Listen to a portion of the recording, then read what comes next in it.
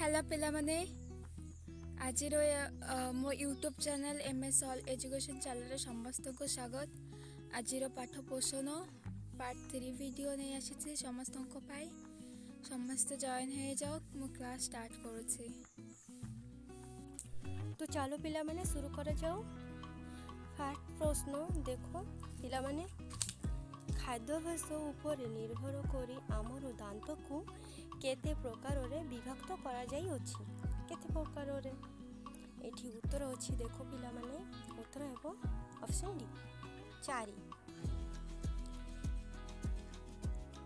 एबे देखो पिला माने सेकंड प्रश्न प्रति माड़ी रे सानो दांत संख्या केते केते एठी उत्तर हेबो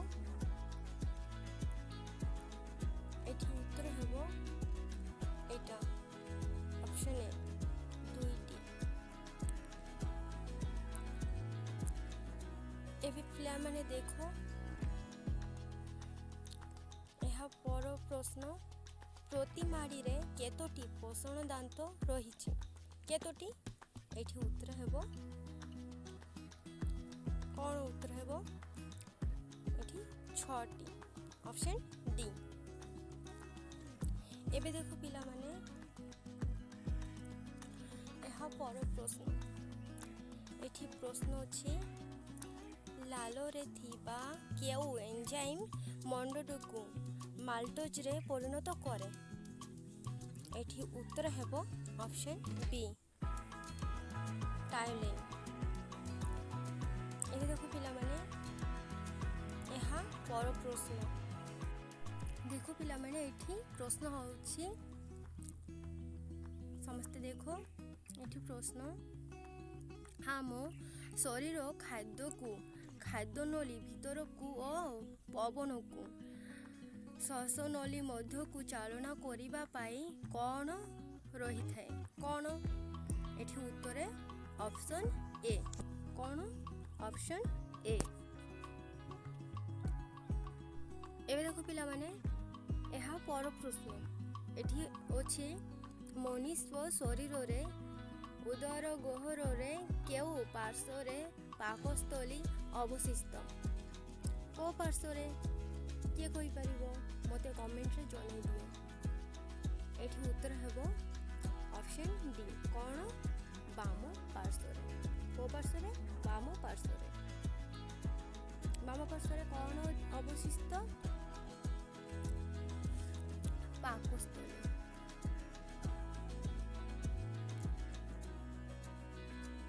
एबे देखो पिला माने एहार पर प्रश्न एठी अछि पाकस्थलीर भीतर आच्छादन रो कोन निष्कृत होई थाए कोन निष्कृत होई थाए एठी उत्तर हेबो ऑप्शन सी कोन ऑप्शन सी रे कोन अछि पाचक रस और लवण अम्ल कौन पाचक रस और लवण अम्ल।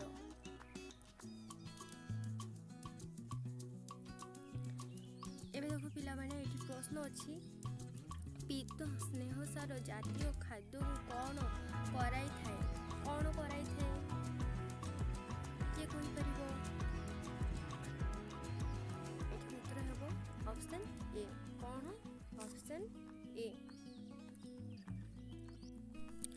एबे देखो पिला माने यह पर प्रश्न कौन यह पर प्रश्न एठी अछि प्रोटीएज एंजाइम काहाकू आमिनी अम्ल रे परिणत करे काहाकू पुष्टिसार एठी उत्तर हेबो ऑप्शन बी। एबे देखो पिला माने यह पर प्रश्न ग्रहणीर शेष अंश को कौन कुहा जाए इलियम कौन इलियम एठी उत्तर हेबो ऑप्शन ए कौन ऑप्शन ए एठी। एबे देखो पिला माने एहार पर प्रश्न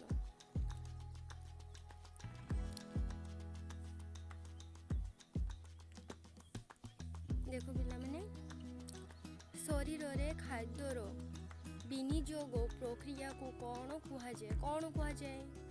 ଏଠି ଉତ୍ତର ହେବ ଅପସନ୍ ଏ। କ'ଣ? Option A. ଏବେ ଦେଖ ପିଲାମାନେ ଏହାର ପର ପ୍ରଶ୍ନ ଏଠି ଅଛି, ଯେଉଁ ପରଭୋଜୀ ମୃତ ଗଳିତ ତ୍ୱଚା ସଡ଼ା ଉଦ୍ଭିଦ ବା ପ୍ରାଣୀରୁ ଖାଦ୍ୟ ସଂଗ୍ରହ କରି ନିଜ ପୁଷ୍ଟି ସାଧନ କରନ୍ତି ସେମାନଙ୍କୁ କ'ଣ କୁହାଯାଏ? କ'ଣ କୁହାଯାଏ? ଏଠି ଉତ୍ତର ହେବ, କିଏ କହିପାରିବ? ଏଇଟା ଉତ୍ତର ଅପସନ୍ ଏ, ମୃତ ପରଜୀବୀ। କ'ଣ? ମୃତ ପରଜୀବୀ। ଏବେ ଦେଖ ପିଲାମାନେ ଏହାର ପର ପ୍ରଶ୍ନ, ଯେଉଁ ପ୍ରକାର ପୋଷଣରେ ଜୀବମାନେ ଭୋଜଦାତା ଉଦ୍ଭିଦ ବା ପ୍ରାଣୀଙ୍କ ଠାରୁ ଶରୀରକୃତ ଖାଦ୍ୟ ସିଧାସଳଖ ଗ୍ରହଣ କରି ନିଜର ପୁଷ୍ଟି ସାଧନ କରନ୍ତି ସେମାନଙ୍କୁ କ'ଣ କୁହାଯାଏ? କ'ଣ କୁହାଯାଏ? ଏଠି ଉତ୍ତର ହେବ ପରଜୀବୀୟ ପୋଷଣ। କ'ଣ ହେବ? ପରଜୀବୀୟ ପୋଷଣ। Option D. ଏବେ ଦେଖ ପିଲାମାନେ ପ୍ରଶ୍ନ, ଏହା ପର ପ୍ରଶ୍ନ ଦେଖ ପିଲାମାନେ ଏଠି ଅଛି, ଏଠି ଉଙ୍କୁଣି କେଉଁ ପ୍ରକାର ପୋଷଣର ଉଦାହରଣ ଅଟେ? କୋଉ? ଏଠି ଉତ୍ତର ହେବ ବାହ୍ୟ ପରଜୀବୀ। କ'ଣ? ବାହ୍ୟ ପରଜୀବୀ। Option C. କ'ଣ? Option C. ଦେଖ ପିଲାମାନେ ଏବେ ଏହାର ପର ପ୍ରଶ୍ନ ଏଠି ଅଛି, ମୋ ଅନ୍ତନଳୀରେ ସହଜୀବୀ ଭାବେ ରହୁଥିବା ଇଶ୍ଚେରିଚିଆ କୋଲାଇ ନାମକ ବ୍ୟାକ୍ଟେରିଆ ନିଜ ଶରୀରରେ କେଉଁ ଭିଟାମିନ୍ ପ୍ରସ୍ତୁତ କରି ଆମକୁ ଯୋଗାଇଥାଏ? କ'ଣ ହେବ ଉତ୍ତର? ଏଠି ହେବ ଭିଟାମିନ୍ B12। କ'ଣ? Vitamin B12। Option C.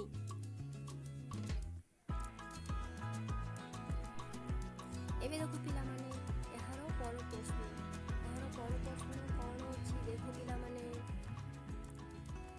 ଏଠି ଦେଖ ପିଲାମାନେ ଏଠି ଅଛି ଅନ୍ୟ ପ୍ରାଣୀ। ଏଠି କ'ଣ ଅଛି? ଅନ୍ୟ ପ୍ରାଣୀ ବା ପ୍ରାଣୀଜ ପଦାର୍ଥକୁ ଭକ୍ଷଣ କରୁଥିବା ପ୍ରାଣୀମାନଙ୍କୁ କ'ଣ କୁହାଯାଏ? କ'ଣ କୁହାଯାଏ? ଏଠି ହେବ ଉତ୍ତର ଅପସନ୍ ବି, ମାଂସାହାରୀ। କ'ଣ? ମାଂସାହାରୀ।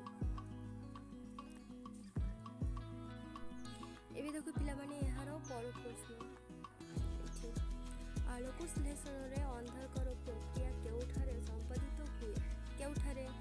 ଏଠି ଉତ୍ତର ହେବ ଅପସନ୍ ଏ। କ'ଣ? ଉତ୍ତର ହେବ ଅପସନ୍ ଏ। ଏବେ ଦେଖ ପିଲାମାନେ ଏହା ପର ପ୍ରଶ୍ନ କ'ଣ ଅଛି? 195ରେ ଇଂଲଣ୍ଡର କେଉଁ ବୈଜ୍ଞାନିକ ଆଲୋକ ଶ୍ଳେଷଣକୁ ମୁଖ୍ୟତଃ ଦୁଇଟି ପ୍ରକାରରେ ବିଭକ୍ତ କରିଥିଲେ? କେତେ ପ୍ରକାରରେ ବିଭକ୍ତ କରିଥିଲେ? ଦୁଇ ପ୍ରକାରରେ ବିଭକ୍ତ କରିଥିଲେ। କ'ଣ କ'ଣ? କିଏ କରିଥିଲେ? କିଏ? ନା ବ୍ଲାକମ୍ୟାନ୍। କିଏ? ବ୍ଲାକମ୍ୟାନ୍। ଏଠି ଉତ୍ତର ହେବ ଅପସନ୍ ଏ। କ'ଣ? Option A. ଏବେ ଦେଖ ପିଲାମାନେ ଉତ୍ତେଜିତ କ୍ଲୋରୋଫିଲ୍ରୁ କେଉଁ କଣିକା ବାହାରି ଥାଇଲ୍ୟାଣ୍ଡ ଝିଲ୍ଲିରେ ପ୍ରବାହ କରିବା ଦ୍ୱାରା ଥାଇଲେଏଡ୍ ଭିତରକୁ ଉଜ୍ଜନ ଆୟନ ପ୍ରବାହିତ ହୋଇଥାଏ? କ'ଣ? ଏଠି ଉତ୍ତର ହେବ ଅପସନ୍ ସି, ଇଲେକ୍ଟ୍ରନ୍। କ'ଣ? ଇଲେକ୍ଟ୍ରନ୍। ଏବେ ଦେଖ ପିଲାମାନେ ଏହା ପର ପ୍ରଶ୍ନ, କେଉଁ କେଉଁ ଉପାଦାନ ମିଶି ଆଲୋକ ଶ୍ଳେଷଣ ଶକ୍ତି ଗଠନ କରନ୍ତି? କେଉଁ କେଉଁ? ଏଠି ଦେଖ ଉତ୍ତର ହେବ ଅପସନ୍ ଏ। କ'ଣ? Option A. ଏହା ପରେ ଦେଖ ପିଲାମାନେ ନେକ୍ସଟ ପ୍ରଶ୍ନ, ଅନ୍ଧକାର ପ୍ରକ୍ରିୟାରେ ଇଲେକ୍ଟ୍ରନ୍ ଦେଇଥିବା ବିଜାରିତ କ୍ଲୋରୋଫିଲ୍ ଅଣୁଟି ତାର ସ୍ଥିତାବସ୍ଥାକୁ ଫେରିବା ପାଇଁ କିଏ ଇଲେକ୍ଟ୍ରନ୍ ଦରକାର? ଏହି ଇଲେକ୍ଟ୍ରନ୍ କିଏ ଅଣୁର ବିଘଟନ ଦ୍ୱାରା ମିଳିଥାଏ? କ'ଣ? ଏଠି ଉତ୍ତର ହେବ ଅପସନ୍ ଏ ଜଳ। କ'ଣ? ଅପସନ୍ ଏ ଜଳ। ଏବେ ଦେଖୁ ପିଲାମାନେ ଏହାର ପର ପ୍ରଶ୍ନ। ଅନ୍ଧକାର ପ୍ରକ୍ରିୟାରେ କେଏ ଏନଜାଇମ୍ର ଭୂମିକା ଗୁରୁତ୍ୱପୂର୍ଣ୍ଣ? ଏଠି ଉତ୍ତର ହେବ କ'ଣ? Option A. କ'ଣ? ଏଠି ଉତ୍ତର ହେବ ଅପସନ୍ ଏ। ମରୁ ଉଦ୍ଭିଦମାନେ ରାତିରେ ପତ୍ରର କେଉଁ ଅଂଶ ଖୋଲା ରଖି ବାୟୁମଣ୍ଡଳରୁ CO2 ଗ୍ରହଣ କରନ୍ତି? କେଉଁ ଉଦ୍ଭିଦ? ଏଠି ହେବ ଉତ୍ତର ହେବ ଅପସନ୍ ଡି ଷ୍ଟୋମାଟା। ଏବେ ଦେଖୁ ପିଲାମାନେ ଏହାର ପର ପ୍ରଶ୍ନ। ଶରୀରରେ ସମ୍ବନ୍ଧିତ ଭାବେ ହେଉଥିବା କେଉଁ ଅସଂଖ୍ୟ ପ୍ରକ୍ରିୟା ଯୋଗୁଁ ଜୀବନ ଧାରା ଅବ୍ୟାହତ ରହିଥାଏ? କିଏ? ଏଠି ଉତ୍ତର ହେବ ଅପସନ୍ ସି ଜୈବ ରାସାୟନିକ। ଏବେ ଦେଖୁ ପିଲାମାନେ ଏହାର ପର ପ୍ରଶ୍ନ। ଜୀବ ଶରୀରରେ ଶକ୍ତି ଆହରଣ ଓ ଉପାଦାନ ସଂଗ୍ରହ ନିମ୍ନୋକ୍ତ ମଧ୍ୟରୁ କାହା ଜରିଆରେ ହୋଇଥାଏ? କାହା ଜରିଆରେ? ଏଠି ଉତ୍ତର ହେବ ଅପସନ୍ ବି ପୋଷଣ। କ'ଣ? ପୋଷଣ। ଏଠି ଉତ୍ତର କ'ଣ ହେବ? ପୋଷଣ।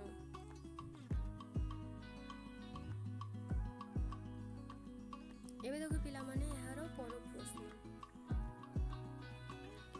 ଜୀବକୁ ସକ୍ରିୟ ଓ ଜୀବନ୍ତ ରଖିବାରେ କାହାର ମହତ୍ତ୍ୱପୂର୍ଣ୍ଣ ଭୂମିକା ରହିଛି? କାହାର? ଏଠି ଉତ୍ତର ହେବ ଚୟାପଚୟ। ଏବେ ଦେଖୁ ପିଲାମାନେ ଏହା ପର ପ୍ରଶ୍ନ। ଫଳରସ ଓ ପନିପରିବାରେ କେଉଁ ଜାତୀୟ ଶ୍ୱେତସାର ଅଧିକ ପରିମାଣରେ ରହିଥାଏ?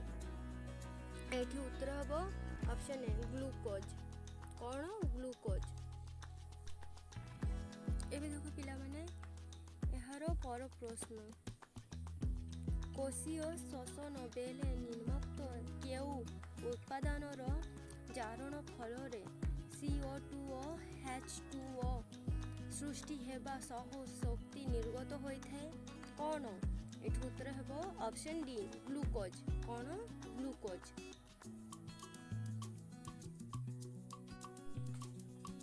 ଏବେ ଦେଖୁ ପିଲାମାନେ ଏହାର ପର ପ୍ରଶ୍ନ। ଶରୀରର ବୃଦ୍ଧି ଏବଂ ନୂତନ କୋଷ ଓ ତନ୍ତୁ ଗଠନ ପାଇଁ କେଉଁ ଜାତୀୟ ଖାଦ୍ୟ ଏକାନ୍ତ ଆବଶ୍ୟକ? କ'ଣ? ଏଠି ଉତ୍ତର ହେବ ପୁଷ୍ଟିସାର। କ'ଣ? ପୁଷ୍ଟିସାର। ଏବେ ଦେଖୁ ପିଲାମାନେ ଏହାର ପର ପ୍ରଶ୍ନ। କୋଷ ଝିଲ୍ଲି ତିଆରିରେ କାହାର ପ୍ରମୁଖ ଭୂମିକା ରହିଛି? କାହାର? ଏଠି ଅପସନ୍ ହେବ ଅପସନ୍ ଏ ଲିପିଡ୍। ଏବେ ଦେଖୁ ପିଲାମାନେ ଏହାର ପର ପ୍ରଶ୍ନ। ଏଠି ଅଛି ମନୁଷ୍ୟ ଶରୀରର ଚର୍ବି ତଳେ କେଉଁ ଉପାଦାନର ଏକ ଆସ୍ତରଣ ରହିଥାଏ? କ'ଣ? ଏଠି ଅପସନ୍ ହେବ ଅପସନ୍ ବି ଚର୍ବି। କ'ଣ? ଚର୍ବି। ଏବେ ଦେଖୁ ପିଲାମାନେ ଏହାର ପର ପ୍ରଶ୍ନ। ଶରୀରରେ ଦାନ୍ତ ଓ ମାଢ଼ିର ଗଠନ ପାଇଁ କେଉଁ ଧାତୁସାରର ଆବଶ୍ୟକ ହୋଇଥାଏ? କ'ଣ? ଏଠି ଉତ୍ତର ହେବ ଅପସନ୍ ଏ ସି ଏ। ଏବେ ଦେଖୁ ପିଲାମାନେ ଏହାର ପର ପ୍ରଶ୍ନ। ଶରୀରର ଆୟନ ସନ୍ତୁଳନ ରକ୍ଷା କରିବାରେ କାହାର ପ୍ରମୁଖ ଭୂମିକା ରହିଛି? କାହାର? ଏଠି ଉତ୍ତର ଅପସନ୍ ଏ ଧାତୁସାର। କ'ଣ? ଧାତୁସାର।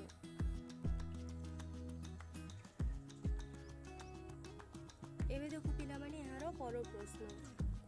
ଶାଗ ପନିପରିବା ଓ ଫଳ ଇତ୍ୟାଦିରୁ କ'ଣ ମିଳିଥାଏ? କ'ଣ ମିଳିଥାଏ?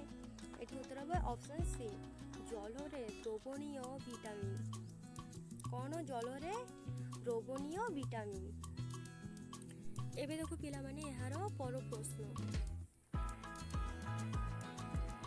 ଝାଳ ପରିସ୍ରା ଓ ନିଶ୍ୱାସରେ ଶରୀରରୁ ଜଳ କ୍ଷୟ ହୋଇଥିବା ଥାଏ।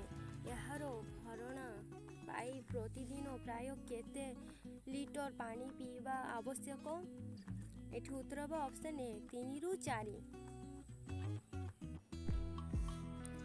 ବୃହଦନ୍ତ୍ରରେ ଥିବା କେଉଁ ବୀଜାଣୁ ଜୀର୍ଣ୍ଣ ହୋଇ ନଥିବା ଖାଦ୍ୟକୁ ମଳରେ ପରିଣତ କରିବା ସହ ନିଜ ପାଇଁ ଖାଦ୍ୟ ସଂଗ୍ରହ କରିଥାନ୍ତି? ଏହାର ଆନ୍ସର ହେଉଛି ସହଜୀବୀୟ। ମାନେ ଏହାର ପର ପ୍ରଶ୍ନ 100 ଗ୍ରାମ ଶ୍ୱେତସାରରୁ ପ୍ରାୟ କେତେ କେଜି ଶକ୍ତି ନିର୍ଗତ ହୁଏ? କେତେ କେଜି? ଏଠି ଉତ୍ତର ହେବ ସି।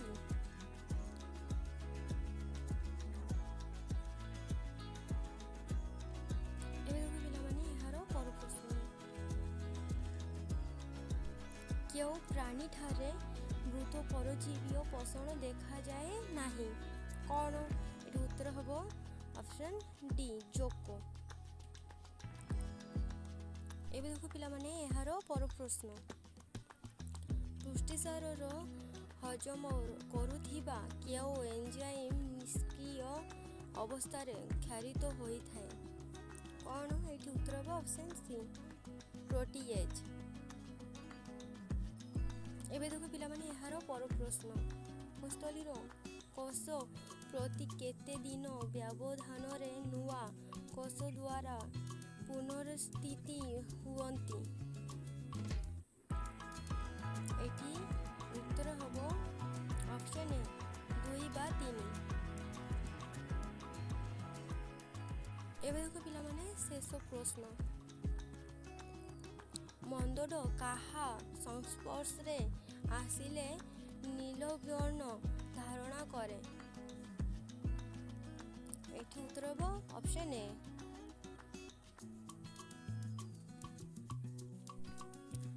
ତ ଆଜି ପାଇଁ ଏତିକି। ଦେଖା ହେବ ନେକ୍ସଟ କ୍ଲାସରେ। ଯଦି ଭଲ ଲାଗିବ ତ ଚ୍ୟାନେଲଟା ଲାଇକ୍ କରିବେ, ସେୟାର କରିବେ, ସବସ୍କ୍ରାଇବ୍ କରିଦେବେ।